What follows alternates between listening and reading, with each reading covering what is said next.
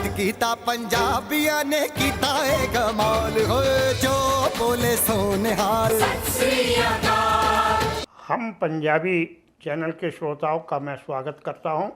आज मैं आपको उस शख्सियत से मुलाकात करा रहा हूं जिन्होंने 1964 के ओलंपिक में भारत का प्रतिनिधित्व किया। आपका नाम है श्री हरबंस लाल सूरी। गाजियाबाद में इनको हरबंस लाल सूरी और काले के नाम से जानते हैं। हम लोग बचपन से इनके चरणों में बैठकर हमने खेलना कूदना ये सब चीज़ें सीखी हैं। और हरबंस लाल जी का जीवन किस प्रकार गुजरा, ये लोग पाकिस्तान से कब और कैसे इनका परिवार गाजियाबाद आया, ये इन्हीं की ज़बानी आप सुनिए। मैं आपका स्वागत करता हूं और आपसे आशीर्वाद चाहता हूं। बड़े लंबे समय बाद मेरी आपसे मुलाकात हो रही है। हरबंस लाल जी, आप या आपका परिवार भारत में कब और कैसे आया और सर्वप्रथम आप पहले कहाँ पहुँचे पाकिस्तान से आने के बाद? हम लोग 1948 में आए थे। हमारी तो जब उम्र 8-10 साल के बीच में थी और हम रोहतक में पहले 6 महीने कैंपों में रहे थे। जब वहाँ से चले भेज दिया गया तो हम लोग आगरे चले गए। फादर के जान पहचान के वहाँ लोग थे। फिर फादर ने कहा दिल्ली चलेंगे, दिल्ली अच्छी जगह है। तो हम लोग गाजियाबाद सेटल हो गए, हमारे पापा जी। और हमारी छोटी सी एक तम्बाकू की दुकान थी गाजियाबाद में और यहीं से हम शुरू से रह रहे हैं और यहीं पढ़ाई कर रहे हैं हम। जब आप गाजियाबाद आके बसे, आपको क्या क्या परेशानियां यहाँ उठानी पड़ी, क्या स्ट्रगल करना पड़ा, क्या मेहनत करनी पड़ी और कैसे खड़े हुए? भैया हम लोग तो काफ़ी छोटे थे। सारी परेशानियां हमारे पेरेंट्स ने ही सहन की हैं। बहुत छोटी सी दुकान थी हमारी तम्बाकू की, उसी से उन्होंने सारा परिवार पाला, पढ़ाया लिखाया। सब उन्हीं की मेहनत का फल है जो हम लोग अच्छी तरह पढ़ लिख गए, स्पोर्ट्स कर गए, ये सब उन्हीं की देन है। हरबंस लाल जी, जहाँ तक मैंने आपके विषय में जाना है कि आप यहाँ से दौड़ लगाते हुए दिल्ली चले जाते थे और दिल्ली जो लोहे का पुल आज पुराना पुल हो गया है उसको छूकर फिर वापस आ जाते थे। अपने उस दौर की कुछ बात आप हमें सुनाएं। देखिए, गाज़ियाबाद में उस समय ना तो कोई स्टेडियम था, ना कोई ही प्रैक्टिस करने की जगह थी। सिर्फ एक छोटी सी जीटी रोड होती थी जहाँ पे हम लोग ट्रेनिंग करते थे। कभी साइकिल वाले के साथ दौड़ लिए, कभी एक मन में ठान लिया कि आज दिल्ली जमुना के पुल पे हाथ लगा के आना है, लोहे वाले पे हाथ लगा के वापस आ जाते थे। ना हमें ट्रेनिंग मेथड आते थे, ना ट्रेनिंग सिस्टम आता था। सिर्फ एक बात जानते थे, दौड़ना दौड़ने से ही आएगा। तो उसी भाषा को हमारे माँ बाप भी कहते थे, दौड़ोगे नहीं तो फिर कैसे कामयाबी आएगी। तो उसी मोटो को लेकर हम लोग प्रैक्टिस करते थे। कभी दिल्ली से गाज़ियाबाद, कभी गाज़ियाबाद से दादरी, कभी गाज़ियाबाद से हापुड़ से पहले वापस आ जाते थे, कभी मेरठ से परसापुर से वापस आ जाते थे गाड़ी में। जाते इसमें से पैदल और लौटती बार ट्रेन में या बस में आ जाते। बहुत मेहनत करी और हमारे पेरेंट्स ने हमें बहुत सपोर्ट करा। डाइट के मामले में, ट्रेनिंग के मामले में कभी नहीं रोका कि आप इस समय प्रैक्टिस मत करो, यहाँ मत जाओ, वहाँ मत। तब बहुत सपोर्ट दिया हमारे लोगों पेरेंट्स ने। ओलंपिक में कैसे पहुँचे? ओलंपिक्स में ऐसा था कि उन दोनों को है, हम तो सन 60 में भी शायद सेलेक्ट हो जाते जब रोम ओलंपिक्स था, पर हम लोग क्वालिफाई नहीं कर सके। जाने के लिए एक गवर्नमेंट एक क्वालिफाइंग स्टैंडर्ड रखती थी, जब तक आप उसको क्वालिफाई नहीं करोगे आप लोग नहीं जाओगे। तो हम 60 में हाथ लगाए बैठे थे, भाई अब 64 में लास्ट है हमारा, इसके बाद तो फिर भागना मुश्किल है। तो हमने बड़ी मेहनत करी। उस क्वालिफाइंग स्टैंडर्ड में स्टेट में फर्स्ट आना, नेशनल में पोजीशन आना, हर जगह पोजीशन आती गई। तो हमारा कैंपों में नाम जुड़ता चला गया और फाइनल ट्रायल में हमने, दिल्ली में ट्रायल हुआ था, 2 घंटे 28 मिनट कुछ सेकंड में हमने दौड़ लगा के क्वालिफाई करा और टोक्यो ओलंपिक के लिए हमारा सिलेक्शन हो गया। ओलंपिक में आप कौन सी पोजीशन में आए? ओलंपिक्स में देखो काफ़ी हमारा इतना अच्छा तो स्टैंडर्ड था नहीं जैसे बाहर के लोगों का था। 2:12, 2:14, 2:15 में दौड़ते थे और हम लोग 2:30, 2:32 वाले थे। तो उसी हिसाब से हमारा जो स्टैंडर्ड था, अगर हमारे पैरों में चोट ना लगी होती तो हम 28 में या 29 नंबर पर आ जाते, वरना हमारी पोजीशन 40वें नंबर पर आई है। और ये हमारा जो ओलंपिक टोक्यो 1964 की अगर मैराथन रेस की रील देखें तो फिनिश पे मैं बैठा हूँ, मेरे पैरों में खून निकल रहा है और ये फ़ोटो बाकायदा उसमें टीवी पे है जो उन्होंने बनाई है reel. 1964 summer Olympic Tokyo marathon race का फिनिश। हरबंस लाल जी, जब आपने दौड़ना शुरू किया उस समय आजकल के प्रकार के जूते, क्योंकि दौड़ के लिए जूता बहुत ज़रूरी है, अच्छे जूते लेना, जो कि बड़े कीमती, दौड़ रेस वाले जूते बड़े कीमती होते थे, वो आपने कैसे मैनेज किया? देखिए, हमें तो ईमानदारी की बात है, जूते मिले ही नहीं। ओलंपिक्स में भी नंगे पैर भागे और प्रैक्टिस भी पूरी उम्र नंगे पैर करी। और जूते तो एक तो वो महंगे बहुत होते थे और एक हम लोग इतना जूतों को अफोर्ड भी नहीं कर सकते थे कि हर महीने 3-4 जोड़ी जूते खरीद लें, तो उसका भी बड़ा फ़र्क था। और उसकी वजह से हम लोग बेसिकली नंगे पैर ही दौड़े ओलंपिक्स में, और ट्रेनिंग में भी हम नंगे पैर ही प्रैक्टिस करते थे। तो क्या उस समय सरकार किसी प्रकार की मदद नहीं करती थी? भाई कम से कम दौड़ लगाने वाले खिलाड़ी को जूते तो उपलब्ध करा दे सरकार। नहीं नहीं, इतना कोई सहयोग नहीं था। जब हमारे ज़िले से ही हमें कुछ नहीं मिलता था तो सरकार तो बहुत दूर की बात है। और ओलंपिक जाने से पहले किट मिलती थी, ट्रैक सूट, जूते, जुराब जो भी थी वो ओलंपिक जाने से पहले ही मिलते थे। उससे पहले कुछ भी सामान हमें ना स्टेट गवर्नमेंट देती थी, ना कोई डिस्ट्रिक्ट एसोसिएशन देती थी, सब माँ बाप ही कराते थे। और माँ बाप की सपोर्ट से हम यहाँ पहुँचे हैं। आप हमारे साथ आर्यवीर व्यायामशाला में भी रहे। आपने आर्यवीर व्यायामशाला में काफ़ी प्रोग्राम कराए, जिम्नास्टिक के भी, दौड़ के भी। तो आर्यवीर व्यायामशाला जो हमारे एक गाज़ियाबाद की एक शान हुआ करती थी, उसके विषय में आप क्या कहना चाहें? देखिए, व्यायामशाला जो थी वो हमारी सेल्फ लोगों की मेहनत से बनाई हुई थी। और उसमें हमारे उस्ताद जी महंगाराम, मैं उसमें, और वैद जी, ये काफ़ी लोग हमारे इसमें व्यायामशालाओं को बनाने में, जिन्होंने शुरू में हमें जगह दिलाई, बैठने उठने की जगह हुई, ये व्यायामशाला वहाँ से शुरू हुई। पर इस व्यायामशाला से हमारे यहाँ नेशनल इंटरनेशनल स्पोर्ट्समैन निकले हैं, यूनिवर्सिटी चैम्पियन निकले हैं, इंटर यूनिवर्सिटी चैम्पियन निकले हैं। अब दुर्भाग्य से हमारा कि अब हमारी एज बैठ के देखने की है, तो हम उस व्यायामशाला को पहली शक्ल में नहीं देख पा रहे। जैसे मैं सारा दिन व्यायामशाला में बैठता था ट्रेनिंग के बाद, मैंने आज तक वहाँ वेट नहीं उठाया, आज तक वहाँ कुश्ती के अखाड़े में नहीं खड़ा हुआ। सिर्फ शौक़ था कि मेरी व्यायामशाला डेवलप करें और गाज़ियाबाद के लोग यहाँ से कुछ सीखें और हमें हमारी तरह हमारे गाज़ियाबाद का और हमारी व्यायामशाला का नाम करें। हरबंस लाल जी, अब वर्तमान में आपके परिवार में कौन कौन है, कितने सदस्य हैं? अब वर्तमान में देखो जी, मेरे एक ही बेटा था, उसकी सन 88 में डेथ हो गई थी। वो क्रिकेट का बहुत अच्छा प्लेयर था। उन्हें दिल्ली अंडर 15 रिप्रेजेंट करा, अंडर 19 रिप्रेजेंट करा 1988 में। और उसके बाद में दुर्भाग्यवश हमारी बैड लक थी कि हमने बेटे को खो दिया, और जिसकी आज तक हमें परेशानी रहती है कि पहले अपने बच्चे होते, अच्छी ट्रेनिंग करते, डांटते दबकते, तो वो दिन देखने को अब हमें नहीं मिल रहे। बेटा हमारा बहुत अच्छा क्रिकेटर था और 18 साल की उम्र में उसकी डेथ हो गई। सेंट स्टीफन कॉलेज में BA फर्स्ट ईयर का स्टूडेंट था और मेरठ यूनिवर्सिटी का बेस्ट क्रिकेटर डिक्लेयर हुआ था। डेथ कैसे हो गई उसकी? ब्रेन में कोई बीमारी बताई थी डॉक्टरों ने, ब्रेन एन्यूरिज्म की, उससे उसकी आंख की पलक बंद हो जाती थी, खुल जाती थी।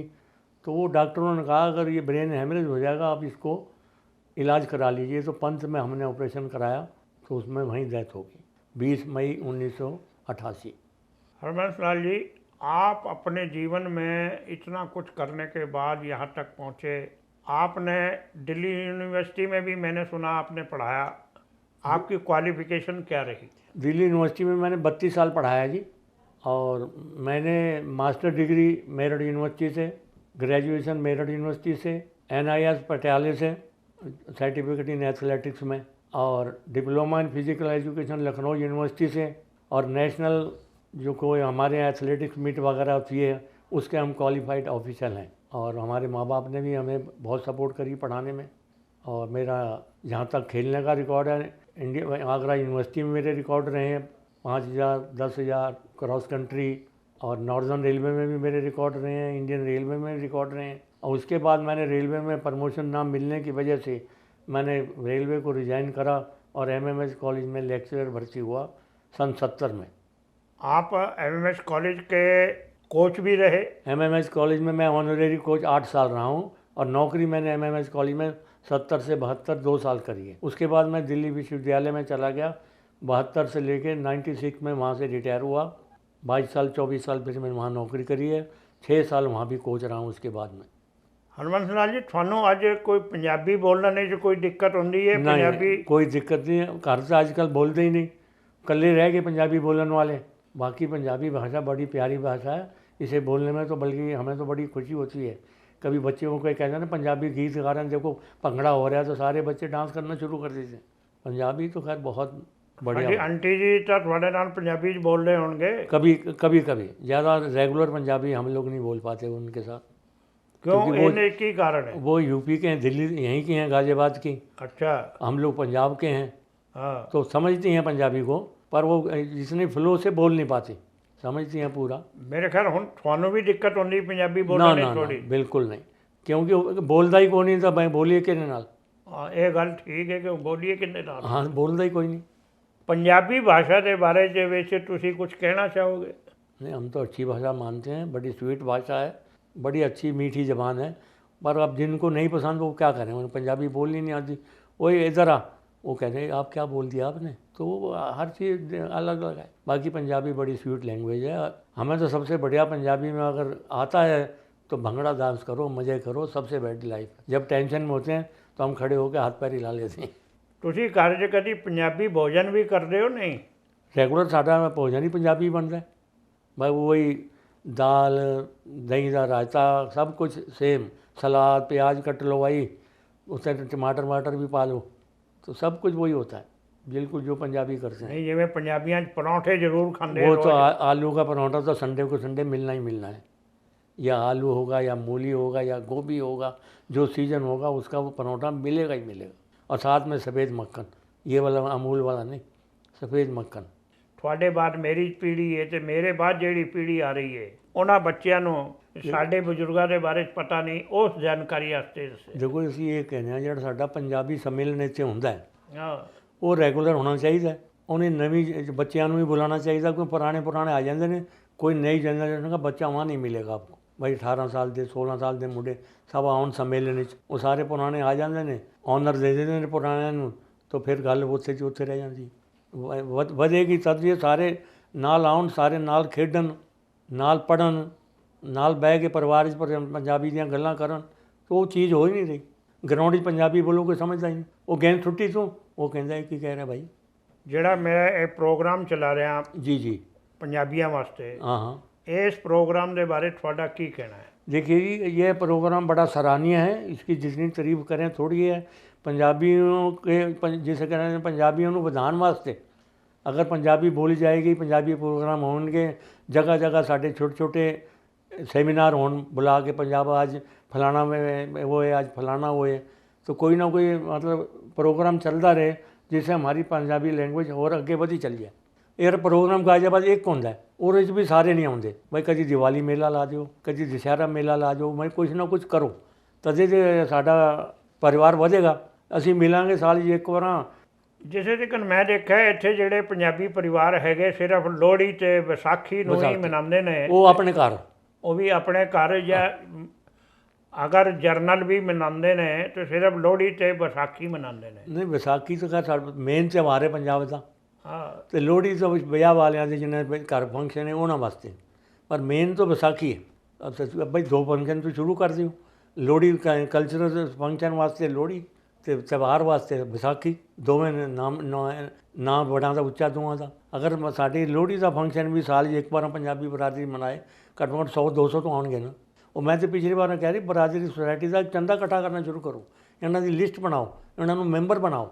ਅਗਰ ਸਾਡੇ 100 ਪੰਜਾਬੀ ਨੇ 100 ਮੈਂਬਰ ਹੋਣੇ ਚਾਹੀਦੇ ਨੇ। ਬਈ ਤੁਸੀਂ ਪੰਜਾਬੀਆਂ ਵਾਸਤੇ ਕੀ ਕੰਟਰੀਬਿਊਟ ਕਰ ਸਕਦੇ ਹੋ, ਤੇ ਸਾਹਿਬ ਹੈ ਹੀ ਨਹੀਂ ਕੁਛ, ਦੱਸੋ ਕਿੱਥੇ। ਤੁਹਾਡੇ ਕੋਲ 5 ਟੈਲੀਫੋਨ ਨੰਬਰ ਨੇ, 5 ਬੁਲਾ ਲੈਂਦੇ ਹੋ, ਝਗੜਾ ਖਤਮ। ਬਰਾਦਰੀ ਦਾ ਬਕਾਇਦਾ ਸਾਡਾ ਗਜਟ ਛਪੇ, ਇਹ ਪੰਜਾਬੀ ਬੰਦੇ ਨੇ, ਇਹ ਬਿਜ਼ਨਸਮੈਨ ਨੇ, ਇਹ ਸਪੋਰਟਸਮੈਨ ਨੇ, ਇਹ ਸਾਡੇ ਟੀਚਰ ਨੇ, ਇਹ ਸਭ ਦੁਨੀਆ ਨੂੰ ਪਤਾ ਲੱਗੇ ਅਸੀਂ ਕਿੱਥੇ ਤਰੱਕੀ ਕੀਤੀ ਹੈ। ਸਾਡੇ ਇੰਨੇ ਲੋਕ ਪ੍ਰੋਫੈਸਰ ਨੇ, ਲੈਕਚਰਰ ਨੇ, IIT ਗਏ ਨੇ, ਤੇ ਸਾਡੇ ਜਿਹੜੇ ਪਤਾ ਤਾਂ ਲੱਗੇ ਕਿੱਥੇ ਪਤਾ ਲੱਗ ਰਿਹਾ। ਹਰਬੰਸ ਲਾਲ ਜੀ, ਅੱਜ ਦੇ ਮਾਹੌਲ ਵਿੱਚ ਰਾਜਨੀਤਿਕ ਔਰ ਸਮਾਜਿਕ ਦ੍ਰਿਸ਼ਟੀ ਨਾਲ ਪੰਜਾਬੀਆਂ ਦੀ ਕੀ ਸਥਿਤੀ ਹੈ? देखिए जी, जो आर्थिक स्थिति में पंजाबी हम बहुत अच्छे हैं। भाई राजनीति हमने कभी देखी नहीं, ईमानदारी की बात है, ना उस तरफ हमने कभी प्रवेश करा, तो उस स्थिति को तो हम नहीं बता सकते। पर जो कहते हैं हर आर्थिक स्थिति पंजाबी बड़े मौजे च, कोई पंजाबी नहीं कहेगा मैं कमज़ोर हाँ, चाहे अरोड़ा है, खत्री होन, चड्डे होन, सूरी कोहली होन, कोई भी होवे, साड़ी बरादरी के बंदे सारे तगड़े ने। मैंने 1953 में हाई स्कूल करा था, 1955 में मैंने इंटरमीडिएट करा और 56-57 में मुझे रेलवे वाले टिकट कलेक्टर बना के ले गए और मेरी पढ़ाई ठप हो गई। और जब मैं ओलंपिक से वापस आया, मैं साथ प्रमोशन जो है इनाम दौड़ गए, जितनी तो हमें तनख्वाह देते हो इतने का तो हम जूस पी जाते हैं, 100-150 रुपये जो होता क्या है। करे 10वीं पास हो इतना ही बहुत मिल रहा है। मैं कहा जी कल से आपकी नौकरी नहीं करनी। मैंने फ़ौरन आके BA करा, MA करा, NIS करा, MIH में लेक्चरर हो गया, फिर दिल्ली यूनिवर्सिटी में लेक्चरर हो गया। तो हमने पंजाबियों ने मेहनत करने में कोई पंजाबी आज तक पीछे नहीं हटा। कोई भी पंजाबी अगर वो टाइम कह ले कि मुझे ऊंचा उठना है तो वो ऊंचा उठ के ही रहेगा, वो थले नहीं लगेगा। तो हमने मेहनत करी, टिकट कलेक्टर से एसोसिएट प्रोफेसर रिटायर हुए। नहीं रेलवे में योर टिकट प्लीज़ ही होती, गेट पर खड़े हो गए योर टिकट प्लीज़। तो वो हमने मेहनत से, भगवान ने ऊपर के आशीर्वाद से, उसका हमारे ऊपर बहुत आशीर्वाद रहा भगवान का। आज आपने हरबंसलाल सूरी जी से मुलाकात की, 1964 के ओलंपिक खिलाड़ी हैं, और आपने सुना उन्होंने अपने जीवन में कितनी मेहनत करके कैसे वो ओलंपिक तक पहुँचे और उनके परिवार ने क्या क्या मेहनत करी, कैसे वो खड़े हुए, सारी चीज़ें उनकी ज़बानी आपने सुनी। और हरबंसलाल सूरी जी, मैं आपका बहुत बहुत धन्यवाद करता हूँ और आपसे आशीर्वाद चाहता हूँ कि आपका आशीर्वाद हम पे बना रहे। और आपसे एक आग्रह करता हूँ कि आप इस हम पंजाबी चैनल को आप लाइक करें, सब्सक्राइब करें और शेयर करें और हमसे जुड़े रहें। धन्यवाद मित्रों। जद कीता पंजाबिया ने कीता है कमाल हो, जो बोले सोने हाल।